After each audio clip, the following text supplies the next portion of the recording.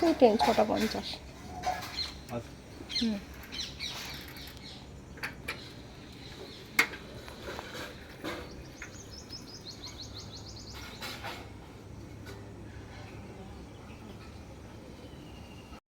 দেখতেই তো পেলে তোমাদের দাদাভাই বেরিয়ে গেল। এখন ঘড়িতে 6টা 35 বাজে। যেহেতু 6টা 48-এ ট্রেন, আমি 6টা 50 বলছিলাম কিন্তু পরে দেখলাম 6টা 48-এ, ওই জন্য ও 6টা 35-এই বেরিয়ে গেছে। কখন ট্রেনের টাইমটা ঠিক একটা জানে না তো, আমাকে দেখতে বলেছিল কিন্তু আমার মনে নেই, আমি ভুলে গেছি। ওই জন্য ও বেরিয়ে গেল। শুভ সকাল বন্ধুরা, কেমন আছো তোমরা? আশা করি তোমরা ভালো আছো, আমরাও খুব ভালো আছি। সকাল সকাল উঠলে না সকাল সকাল কাজটা হয়ে যায়। আজকে তো তোমাদের সাথে রান্নাবাড়া কিছুই আমি শেয়ার করতে পারিনি, কিন্তু আমি 4টেয় উঠেছি। উঠলে কী হবে, তোমাদের দাদাভাই সকাল সকাল বেরোবে, এবার রান্না করতে গিয়ে যদি আমি ক্যামেরা করি তখন তো অনেকটা দেরি হয়ে যাবে। ওই জন্য আমি আর ওই দিকে কিছু করিনি, আমি তাড়াহুড়ো করে রান্নাটা আগে করে নিয়েছি। রান্না হলো, টিফিনের জন্য রুটি হলো, এইসব করতে করতেই অনেকটা লেট হয়ে গেছে। আর বাসনও কিছু মাজা হয়ে গেছে তোমাদের দাদাভাইকে খেতে দিয়ে।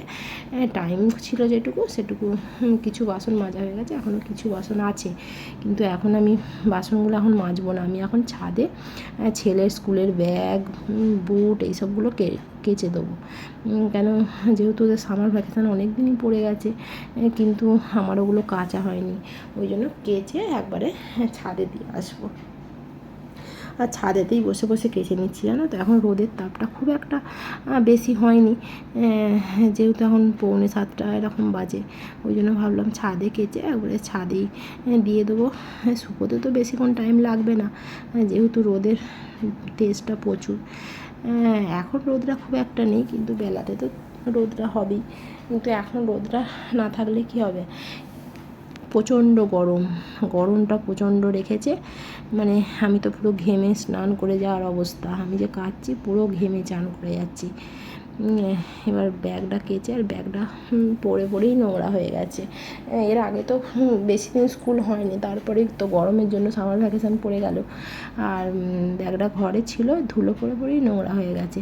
ওই জন্য ভাবলাম একবারে কেচে তুলে দিই, যেহেতু ওদের 3 তারিখ থেকে স্কুল খুলবে, আর স্কুলের কেটসগুলোও কাচা হয়নি, একবারে কেচে রোদে দিয়ে দেবো।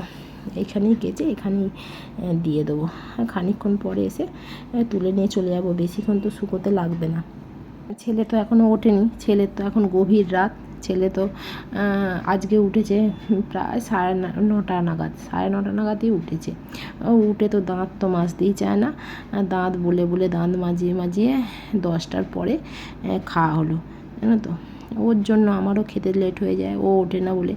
আর সকালে তো আমার চা খাওয়ার অভ্যাস নেই, ওই জন্য চা বিস্কুট কোনোটাই খাওয়া হয় না। একবারে ওই ছেলে উঠলে তারপর ভাত নাহলে মুড়ি, যা হোক কিছু খাওয়া হয়। তো ছাদে কাচতে নিয়ে এসে আমি কী করেছি, একটা বড় কেটস নিয়ে এসেছি, একটা ছোটো কেটস নিয়ে এসেছি। ছোটোটা যেহেতু ওর আগে ওটা ওর পায়ে হয় না, ওটা ছিল, আমি একটা ওইটা নিয়ে এসেছি, আর এখনের যেটা বড় সেইটা নিয়ে এসেছি। আবার আমাকে নিচে গিয়ে আবার দুটো কেটস নিয়ে এসে আবার আমায় কেচে শুকনো করতে দিতে হলো। ব্যাগটা কাচতে না জুতোগুলো একটু সার্ফ বুলিয়ে রেখে দিয়েছিলাম, যাতে তাড়াতাড়ি পরিষ্কার হয়ে যায়। জুতোগুলোকে জানো তো কেচে এই যে ড্রামের সাইডেই দাঁড় করিয়ে দিয়েছি, এখানটা রোদ পালে শুকিয়ে যাবে, ওই জন্য এইখানেই দাঁড় করিয়ে দিলাম। আর ব্যাগটাকে তো এই তো ঝুলিয়ে দিয়েছি বেঁধে, ক্লিপ দিয়ে আটকানো যাচ্ছে না, পড়ে যাবে বলে আমি আবার বেঁধে ঝুলিয়ে দিয়েছি।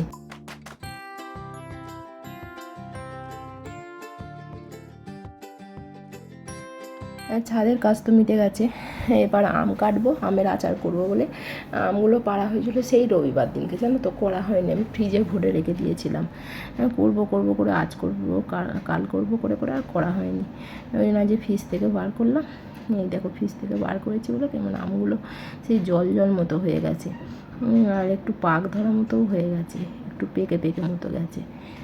যাই হোক, কেটে নুন হলুদ মাখিয়ে আর ছাদে দিয়ে আসবো। একটু পাকা পাকা হয়ে গেছে, কিন্তু এই আমগুলো না খুব টক, জানো তো। হিমসাগরটা তো সেরমভাবে গাছে হয়নি, অল্প হয়েছে। আর এই চাটুজ্জেটাও খুব একটা হয়নি, অল্পই হয়েছে, কিন্তু তাও তো সবাই পেরে নিয়ে চলে যাচ্ছে। পাকা হলে তো আমরা একটাও আম পাবো না, পাকলে তো একটা আমও আমরা পাই না। যদি পেরে নিয়ে আসা হয় তবেই পাওয়া যাবে, তার আগে তো নয়। এবার কেই বা পারতে যাবে বলো, তবু আমাদের দাদাভাই পেরে নিয়ে আসে। এবার তোমাদের দাদাভাই তো গাছে উঠতে পারে না, আর পারতেও পারে না, আর আমি গাছে উঠতেও দিই না, জানো তো। বড় গাছ যদি এখন পড়ে পড়ে যায়, আমি দরকার নেই বাবা আম খাওয়ার, কিনে খাবো তাও ভালো, গাছের আম খেতে হবে না তোমাকে। আর আমার ছেলে প্রচুর আম খেতে ভালোবাসে, খুব আম খেতে ভালোবাসে ও। খালি বলছে মা পাপাকে বলো না পাকা আম নিয়ে আসতে, পাকা আম নিয়ে আসতে। তাও ওকে আমি একদিন খাওয়ানো হয়ে গেছে, তাও পাপাকে বলো, পাপাকে বলো। ঠিক আছে, রবিবার দিন পাপাকে বলবো, পাপা নিয়ে এসে দেবে।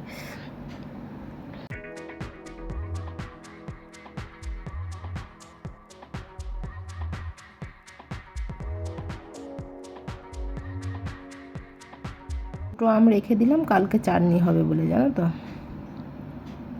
এই যে নুন হলুদ মাখিয়ে আর ছাদেতে দিয়ে আসবো। এই ডিশটা যেহেতু ছোটো মতো হয়ে গেছে, এই ডিশটা আমি মাখতে পারছিলাম না, ওই জন্য আর একটা ডিশ নিয়ে দুটোতে ভালো করে মাখিয়ে ছাদে দিয়ে এসেছিলাম।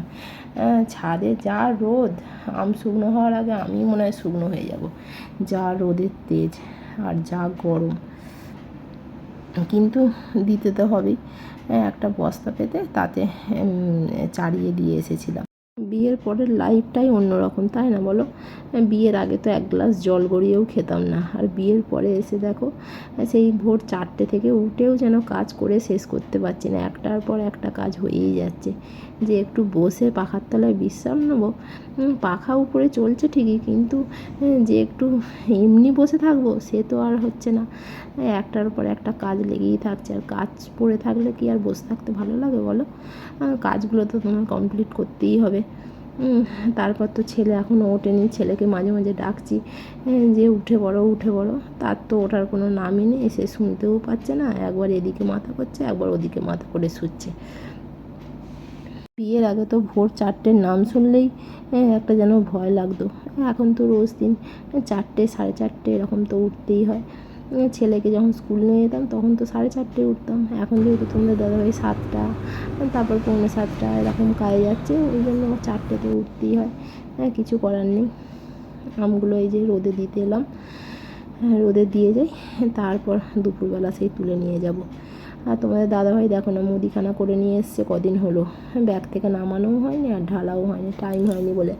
এবারে তোমার দাদাভাই বলছে যে ব্যাগটা কি খালি করবে না, যে না আজকে যেহেতু কাজ করছি সকাল সকাল তাহলে এই কাজগুলো করে নিই, সব জায়গা মতো তাহলে ঢেলে রেখে দিই, ব্যাগটাও তাহলে খালি হয়ে যাবে, কালকে আবার বাজার যাবে, ওই জন্য ব্যাগটা আবার খালি করে ফেললাম।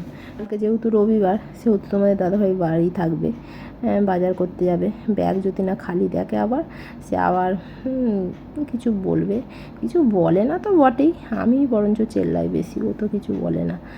তাও এখন সময় আছে যেহেতু করে নিই, ছেলে যেহেতু ওঠেনি এখন করেই নিই কাজটা। এদের বিয়ের আগে আর বিয়ের পরের লাইফটা কিন্তু অনেকটা তফাৎ, তাই না বলো। বিয়ের আগে মেয়েরা একরকম, বিয়ের পরে আর এক রকম। এখনও কিন্তু মায়ের বাড়ি গেলে কিন্তু সেই আমি আগের রুটিনটাই কিন্তু ফলো করি। এখনও গেলে মা তো কিছু করতে দেয় না, কিন্তু যখন ঘুম থেকে যখন উঠি তখন তো মায়ের সব কাজই কমপ্লিট হয়ে যায়। কিন্তু মায়ের বাড়ি যাওয়া তো খুব কম হয়, জানো তো। এই ছেলের সামার ভ্যাকেশান পড়েছে, স্কুল ছুটি, কিন্তু যাওয়া তো আমার হয়নি, যে কোথাও যাব সেও উপায় নেই। যেহেতু তোমার দাদাভাই রান্না করে খেতে পারে না, ওকে রেখে আমি কোথাও যেতেও পারি না, জানো তো। যেহেতু আমার শাশুড়ি মা নেই, শ্বশুরমশাইও নেই, কেউ নেই, ওই জন্য আমি ওকে রেখে কোথাও যাই না। ও যদি যায় তবেই যাই একমাত্র, না হলে কিন্তু ওকে একা রেখে যাওয়াটা হয় না, জানো তো। ওই জন্য সব জায়গায় খুব কম যাওয়া হয়। যদি দুটো নিজের মতো রান্না করে খেতে পারতো তাহলে আমার অসুবিধা হতো না, কিন্তু এদিকেও সব কাজই পারে, শুধু রান্নাটাই করতে পারে না। এবার ওই জন্য যাওয়াও হয় না। কিনে খেলে হয়তো খেতে পারবে, কিন্তু আমি যাই না কোথাও। ও কেনা খাবার পছন্দও করে না, বাইরের খাবার এমনিতেই ও খেতে চায় না, ওই জন্য আর কোথাও যাওয়া হয় না। আজকে অল্প কটা কাচাকুচি করেছিলাম, ভেবেছিলাম আজকে কাচবো না, কালকেই কাচবো, কিন্তু বলছেন নাকি আজকে রাত থেকে ঝড় বৃষ্টি হবে, যদি কালকেও বৃষ্টি হয় কাচতে পারবো না, তার থেকে বরঞ্চ আজকেই কেচে নিই, বরঞ্চ শুকিয়ে যাবে, তারপরে কালকে বৃষ্টি হয় হবে আর না হয় না হবে। বৃষ্টির তো কোনো দেখা নেই, দেখা পাওয়া গেলেও তো ভাগ্যের ব্যাপার, তাই না বলো? এত গরম, একটু বৃষ্টি হলেও হয়, ঠান্ডা হয়। এবার কাজ হয়ে গেছে, স্নান করে এসে আবার ঠাকুরের পুজো দেবো।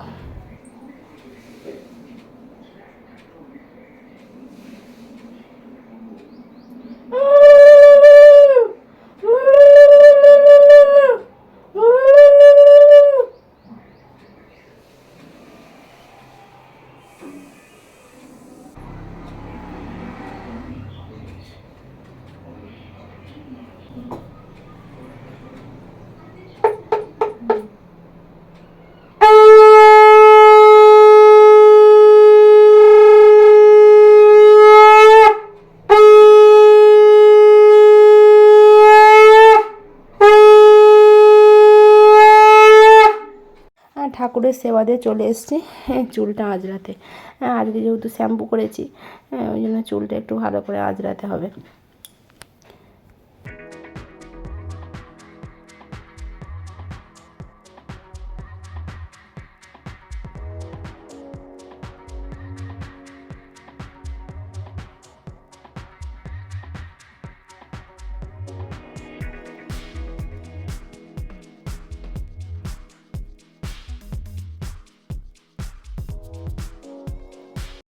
দেখতেই তো পেলে, স্নান করে চলে এসেছি, ঠাকুরেরও সেবা দেওয়া হয়ে গেছে, চুল আঁচড়ে সিঁদুর পরে এবার ছাদে যাব।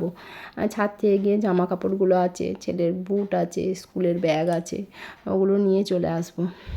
যেহেতু ওগুলো শুকিয়ে গেছে, অনেকক্ষণই শুকিয়ে গেছে, আমি যাইনি, যাওয়ার টাইম পাইনি, তাই যাওয়া হয়নি। এবার গিয়ে নিয়ে আসবো, আর আমগুলোও নিয়ে চলে আসবো। ভাত খেয়ে দিয়ে তারপর আচার করব। চলো ছাদে যাওয়া যাক, তারপর তোমাদের সাথে দেখা হচ্ছে।